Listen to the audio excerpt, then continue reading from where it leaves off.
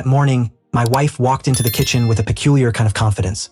The sort that comes from rehearsing a speech over and over in your head. I was in the middle of pouring my coffee when she cleared her throat and said, "I need to tell you something. Something that happened last night." At first, I didn't bother looking up.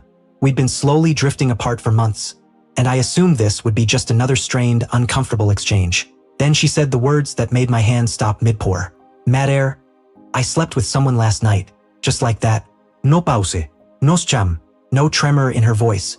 She delivered it as casually as if she were reminding me she forgot to buy milk. For a second, I wondered if I'd heard her wrong, but the look on her face, half braced for an explosion, half relieved to finally let it out, told me she meant every syllable. My chest tightened, my throat burned, but instead of breaking apart, something unexpected happened. A strange calm settled in. "Congrats," I said. Her eyes widened immediately. That wasn't what she was prepared for. She'd walked in expecting a war. Tears, shouting, guilt, blame, excuses. Not this. "What did you just say?" she asked, her voice cracking for the first time. I took a slow sip of my coffee and finally met her eyes. "I mean exactly what I said. Congratulations. You finally did what you've been hinting at for months. What you've been wanting. What you thought would destroy me." She stared at me like I was someone she didn't recognize. Maybe I was, because the pain I'd always imagined never arrived. Instead, I felt something I hadn't felt in years.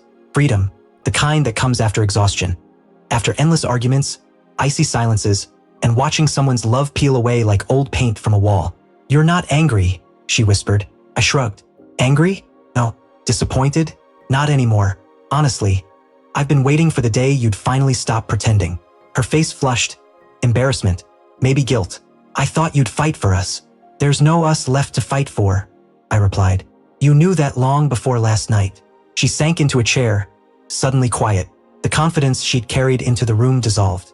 I could see the realization forming behind her eyes. She hadn't cheated because she was unhappy. She cheated expecting me to beg, to chase, to fall apart.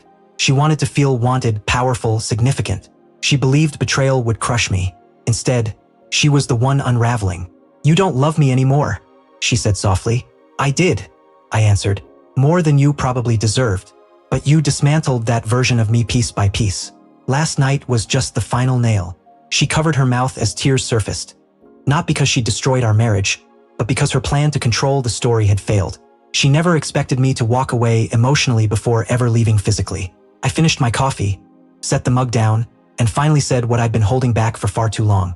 "You didn't break me. You freed me." Then I walked out, calm, steady, without drama, leaving her alone in the silence she had created. And for the first time in years, the air felt